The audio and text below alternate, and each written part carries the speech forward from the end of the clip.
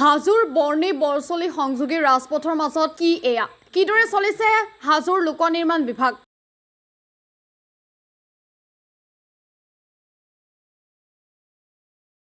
হাজো শুৱালকুছি বিধানসভা সমষ্টিৰ গ্ৰাম্যাঞ্চলৰ প্ৰায়বোৰ পথৰে দুৰৱস্থা।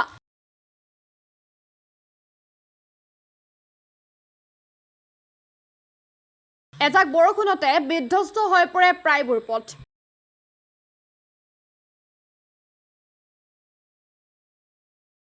কামৰূপ জিলাৰ হাজো সমষ্টিৰ শুৱালকুছি সমষ্টিৰ 102 নং বঙালপাৰা গাঁও পঞ্চায়তৰ অন্তৰ্গত বৃহত্তৰ বৰচলিৰ অঞ্চলৰ মাউণ্ট এভাৰেষ্ট ইংলিছ স্কুললৈ যোৱা একমাত্ৰ পথটো হৈছে বাঙালপাৰা ভেলকৰ সংযোগী পথ।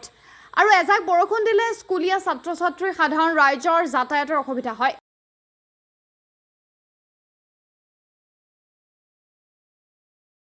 এই ক্ষেত্ৰত হাজোৰ বাঙালপাৰাৰ ৰাইজে বিধায়িকা সুমন হৰিপ্ৰিয়ালৈ বৃহত্তৰ বৰচলি অঞ্চলৰ ৰাস্তাসমূহ মেৰামতি কৰাৰ বাবে কাটৰ আহ্বান জনায় স্থানীয় ৰাইজে।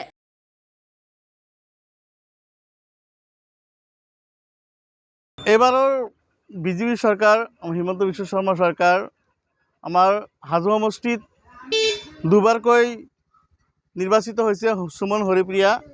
তেখেতে আমি শুনা পাই থাকোঁ টিভি চেনেলবিলাকত নিউজ চেনেলবিলাকত আমি শুনিব পাই থাকোঁ যে তেওঁলোকে উন্নয়ন কৰি ৰাস্তা ঘাট পদূলি চব মানে এনেকুৱা উচ্চ শিখৰত নিছে, অসমক আমাৰ 5খন ৰাজ্যৰ ভিতৰত 1 নম্বৰত পৰিণত কৰা বুলি তেওঁলোকে কয়। কিন্তু আমাৰ যিখন এই মুখ্য পথ 2 নং ভেলকৰ মিলপাৰা বৰাবাৰী হাজো আৰু বৰ্ণি দলঙলৈ যোৱা যিখন মুখ্য পথ, এই পথখনৰ দুৰৱস্থা আমি আজি 10 বছৰ ধৰি এনেকুৱাই দেখা পাই গৈ আছোঁ। য'ত নেকি হাজাৰ হাজাৰ ল'ৰা ছোৱালী স্কুললৈ যায়, স্কুলত যাব নোৱাৰে, বৰষুণ আহিলে তেওঁলোকে চাইকেল চলাব নোৱাৰে, গাড়ী চলাব নোৱাৰে। আনকি মানুহৰ পথচাৰী যিবিলাক পথাৰত যায় তেওঁলোকে ঘাঁহ কাটি লৈ থাকোঁতেই মানে ৰাস্তাত পৰি যায়, আমি উঠাব লগা হয়। কিছুমান মানুহৰ ইনজিউৰো হৈছে আমি দেখিবলৈ পাইছোঁ। কিন্তু এই চৰকাৰখনে যে কয় আজিলৈ আমি সুমন হৰিপ্ৰিয়া দেৱক আমাৰ এই বঙালপাৰা পঞ্চায়তত আজিলৈ মোক কোনোদিন আমি দেখা নাই। তাইৰ মানে পদধূলি আমি আজিলৈ আমাৰ এই পঞ্চায়তত আমি দেখা নাই।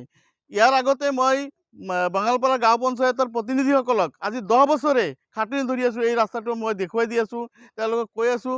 আজিলৈ বঙালপাৰা পঞ্চায়তৰ কোনো প্ৰতিনিধিয়েই আমাৰ এই চোৱা পথ নিৰ্মাণ কৰি নিদিলে, যাৰ বিনিময়ত আমাৰ ছাত্ৰ ছাত্ৰীসকল সাধাৰণ ৰাইজ তেওঁলোকে অহা যোৱা কৰাত বহুত সমস্যাৰ সৃষ্টি হৈছে। অকণমান বৰষুণতে ৰাস্তাৰ মাজত মস্ত ডাঙৰ ডাঙৰ খাল বিল এইবিলাক হৈ আছে, কিন্তু আমাৰ কোনো কৰ্তৃপক্ষই চাওঁতা নাই। গতিকে মই চৰকাৰক আহ্বান জনাইছোঁ, অনতিপলমে আমাৰ বিধায়ক মহোদয়ক মই আহ্বান জনাইছোঁ, আমাৰ ৰাস্তাখন চাব লাগে আৰু ইয়াৰ এটা সুব্যৱস্থা কৰি দিব লাগে। মাউণ্ট এভাৰেষ্ট ইংলিছ স্কুল, মোৰ স্কুলত মাউণ্ট এভাৰেষ্ট ইংলিছ স্কুল বৰচলি এখন হাজো সমষ্টিত এখন উন্নতমানৰ ইংৰাজী মাধ্যমৰ বিদ্যালয়।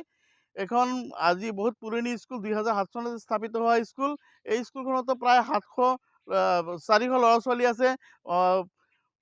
বৰচলি আঞ্চলিক জাতীয় বিদ্যালয়ৰ ল'ৰা ছোৱালী 600-700 ল'ৰা ছোৱালী এইটো ৰাস্তা দিয়ে যায়। সিদ্দিকালী জাতীয় বিদ্যালয়ৰ 600-700 ল'ৰা ছোৱালী এইটো ৰাস্তা দিয়ে যায়। BTRCS হাই স্কুল এম ই স্কুলৰ ল'ৰা ছোৱালী এইটো ৰাস্তা দিয়ে যায়। বৰচলি হাটখোলা হাই স্কুলৰ ল'ৰা ছোৱালী এইটো ৰাস্তা দিয়ে যায়। কিন্তু এই ৰাস্তাটোত যাব পৰা কোনো অৱস্থা নাই। আমি ইয়াৰ আগতে আমি পঞ্চায়তক আবেদন জনাইছিলোঁ। আমি বিধায়কক এনেই কৈছিলোঁ মুখেদি, যদি আমাৰ যিখিনি প্ৰতিনিধি আছে এইখিনি ইয়াৰে যিখিনি বিজেপি কৰ্মী আছে তেওঁলোকক আমি খাটনি ধৰিছিলোঁ। তেওঁলোকে কৈ আছিল যে হ'ব হ'ব, পঞ্চায়তো আমাক আশ্বাস দি আছিল হ'ব হ'ব, কিন্তু আজি কবতে এইখিনি হৈ উঠা নাই। পথাৰত গেলে ৰাস্তাৰ এখানিত খোজকাঢ়ি আহিব নোৱাৰিলে পিছাল খাই পৰি যায় মানুহ চানুহ, আৰু পিলপিলি গাড়ী আহে আৰু বেলেগ বেলেগ গাড়ী আহে, ঠেলি উঠাই দিব লগা ভাল।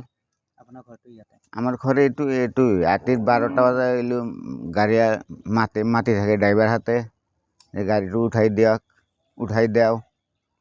আৰু আমাৰ ইয়াতে স্কুল আছে, স্কুলৰ ল'ৰা ছোৱালীখিনি সদায় পৰি যায়, কাপোৰ কানি নষ্ট হৈ যায়, ঘৰত যাই পেলাই ফেৰা আকৌ আহে। বতৰ বেয়াৰ যি অৱস্থা হয়, বতৰতো বৰষুণ আহিলে যাবাই নোৱাৰে মানুহ, খোজকাঢ়ো পানী গোট খায়, ইয়াতে পানী গোট খায়, গাড়ী নিব নোৱাৰে। মানুহ খোজ কাঢ়িব নোৱাৰে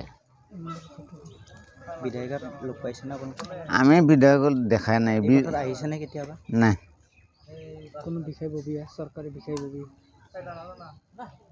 কোনো চৰকাৰী বিষয়ববী এইটো ৰাস্তাৰে আহিছে না অহা নাই অহা নাই নাই পঞ্চায়তত আমি গাঁও সভাত 3 দিন না 4 দিন গৈছোঁ যে আমাৰ এখানি ৰাস্তা মেৰামতি কৰি দিয়া এই ঠাইখিনিৰ নাম কি এখানি বাঙালপাৰাই পৰে বাঙালপাৰা ঠিক আছে